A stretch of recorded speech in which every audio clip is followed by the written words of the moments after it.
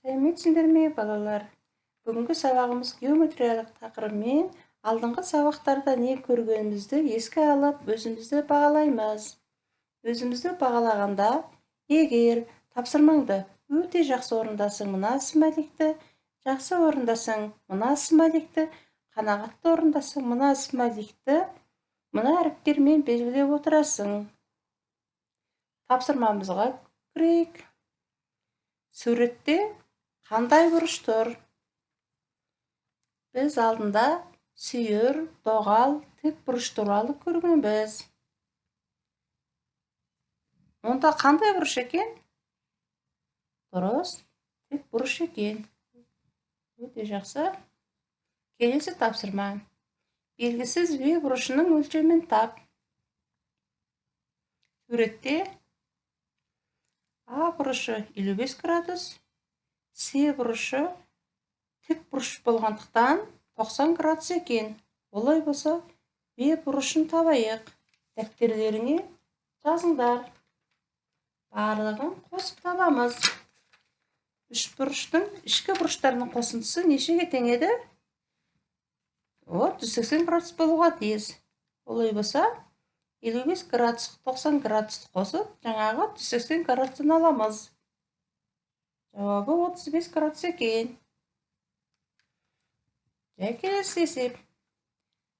Н бұрышы 60 градус болса, белгісіз А бұрышын тап. Алдыңғы тапсырмадан қандай өзгешелігі бар екен?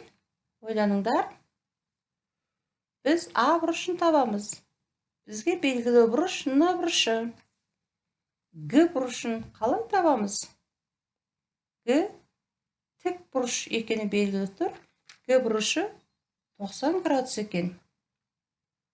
Олай болса, тік бұрыш болғандықтан 90 градусқа белгілі Н бұрышын қосып, 80 градустан азайтады екен біз.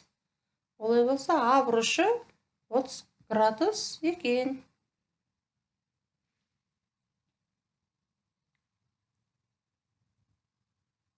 Табуға тиісті А бұрышымыз 30 градус екен.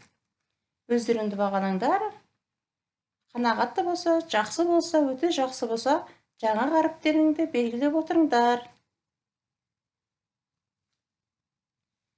Келесі есеп. Төмендегі тапсырмадан дене және дене емес бейнелерді екі топқа бөліп жаз. Екіге бөліп А бөлігіне денені, В бөлігіне дене емес пішіндердің суретін сызбай-ақ нөмірлерін жазыңдар. Мысалы, бір нөмірі дене ма, бейне ма? Дұрыс, дене екен. Онда А жағына жаз. Екі нөмір дене ма, бейне ма? Дұрыс, бейне. Дене емес пішін болғандықтан В жағына жаз. Дәптерлеріңе жазыңдар. Сен 7 нөмірлі. Қай жағына жаздың? А жағы дене, Б жағы дене емес пішіндер. Дұрыс екен. Осылай нөмірлеріңді нөмірлеп жазып отырыңдар. Барлығымыз жазғанымызды сәйкестірейік. Қате шығарырсың ба, дұрыс жаздың ба, көре ғой. Салыстырып көр өзің жазғаныңа сай. Сәйкесіп тұр ма?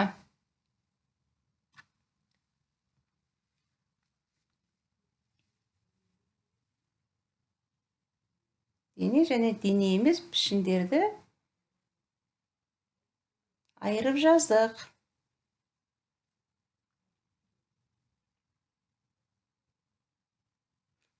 Келесі тапсырмамыз. Параллелепипед неше жақты болады?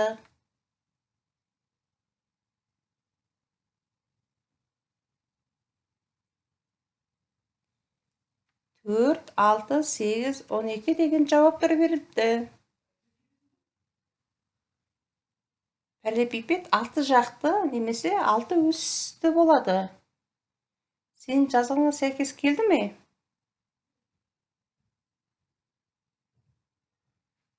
Келесі тапсырма. Барлық жақтары квадрат болса, бұл болады.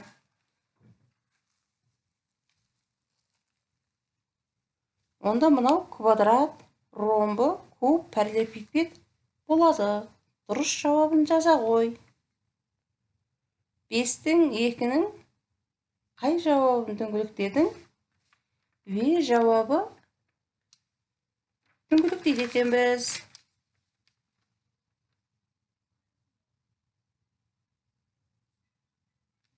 Барлық жақтары бірдей болса, бұл куб болады екен.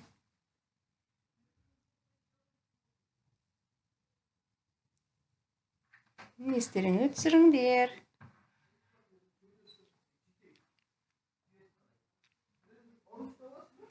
Келесі есеп. Барлық бұрыш қабырғалары бірдей бейнені қандай бейне дейміз?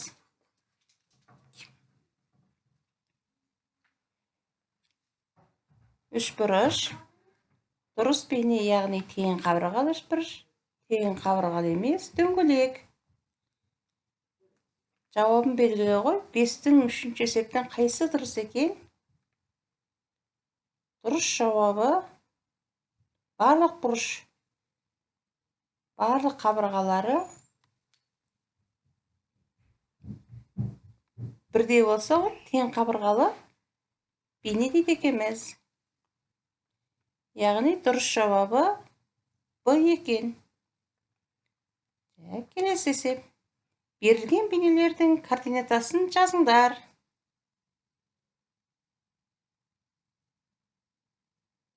Координатасын белгілеу үшін алдымен көлденең, одан тік осіне қарай жазамыз.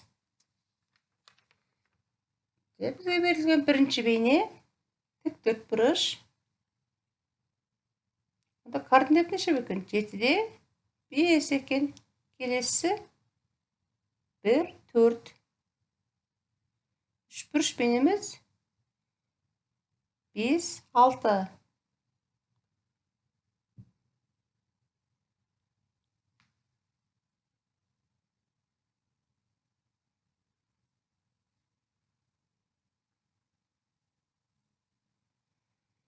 Бес бұрышымыз көлденең 6, тік осінің екісіне қауытып тұр екен.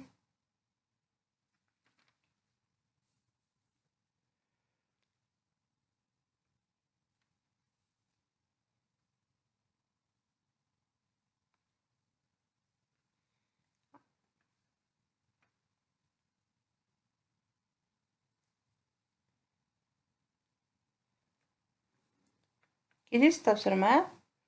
Төмендегі суреттерге қарап, параллель көшіру, айландырудың қайсы екенін анықта.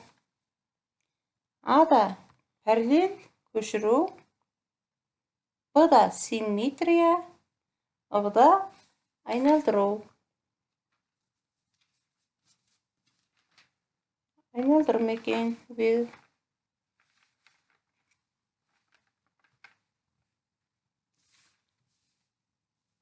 А жауабы параллель көшіру, симметрия, В-да айландыру екен.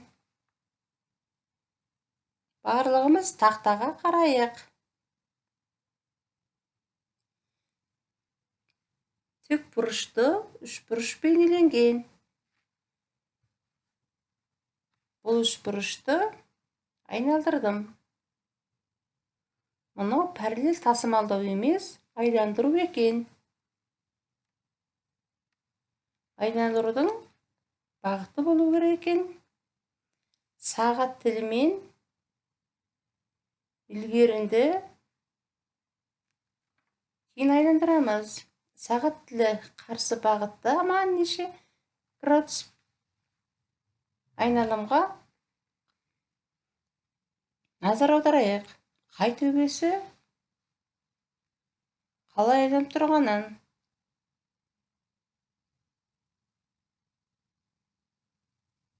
Оңға қарай 90 градус айландырдық. Енді бағытын бұлай айландырғанда 180 градус болды.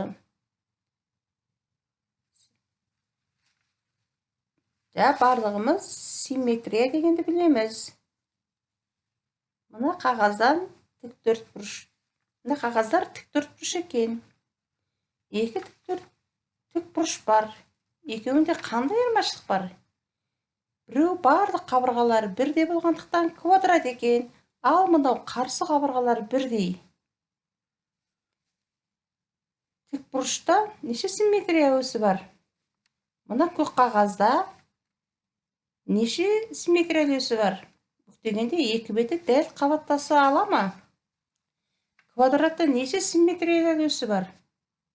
Барлық қабырғалар бірдей болғандықтан қалай бүктесе де симметриялы қабаттаса алады.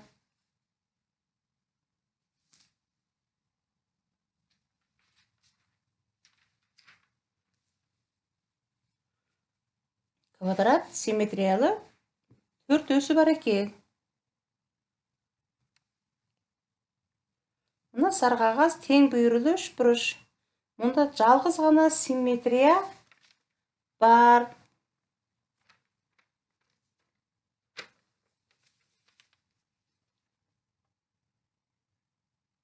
Тең бүйірлі, тең қабырғалы үшбұрышымызда бір ғана симметриялық өсі бар екен. Мына дөңгелек. Дөңгелек үшін қалай бүктесе де қабаттаса алады. Демек, дөңгелекте шексіз көп симметриялы өсі болады екен. Мұғалімнің қолында геотақта тұр. Геотақтадағы мына үшбұрышты көшіріп көрейік. Бұл көшіру, параллель көшіру бола ала ма? Мына сары үшбұрыш параллель бола ала ма? Ой, емес.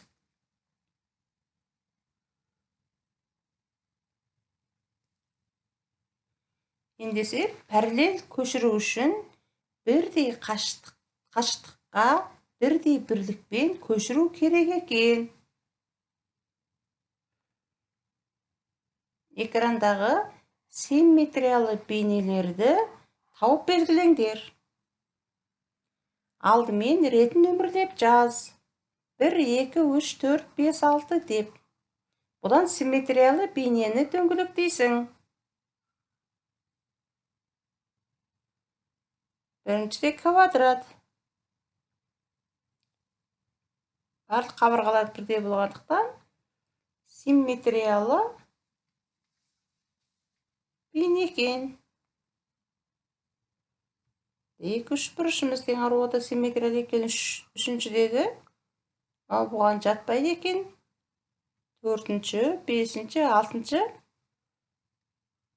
бейнелеріміз симметриялы өсті екен. Өте жақсы, осылай белгіледіңдер ма? Мына бейнелердің симметриялық өсін жазыңдар, сызыңдар. Балалар, дәптерлеріңе сызыңдар.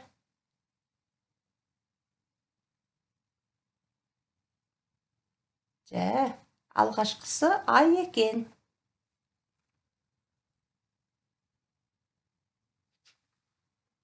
Қалай симметриялы болдырамыз?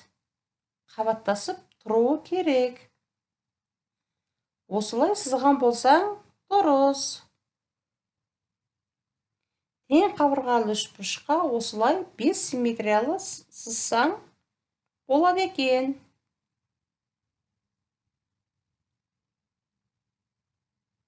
Тең қабырғалы үшбұрышқа осылайша симметриялы өсін сызуға болады. Келесі меңзерге сызуға бола ма?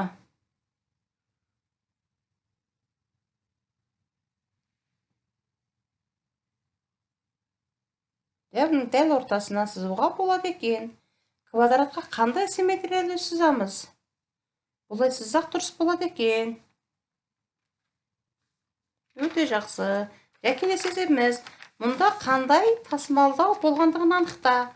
А-да симметрия, Б-да айландыру, Б-да параллель көшіру, Г-де еш қайсысы емес. Өсті симметрия қабаттасады.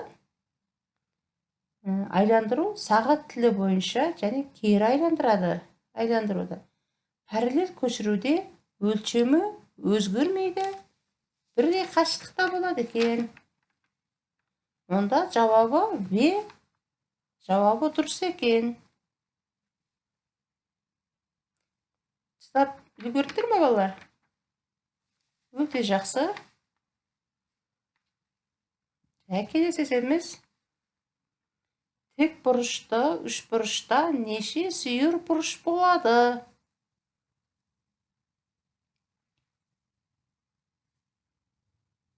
Біз үшбұрышты білеміз. Қайбір бұрышы тік болады.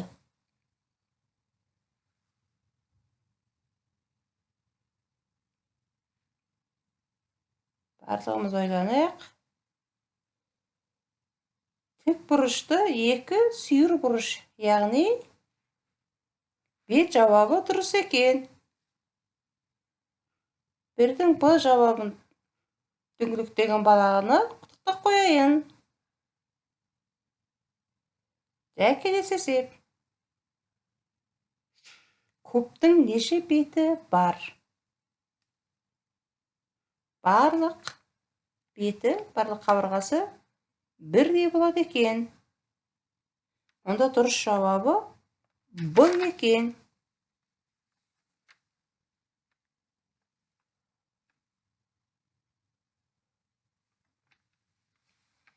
Келесі сөзіміз тең қабырғалы үшбұрышты дөңгелекте. Ондай болса суретке қарасақ, үштің бірі дұрыс екен.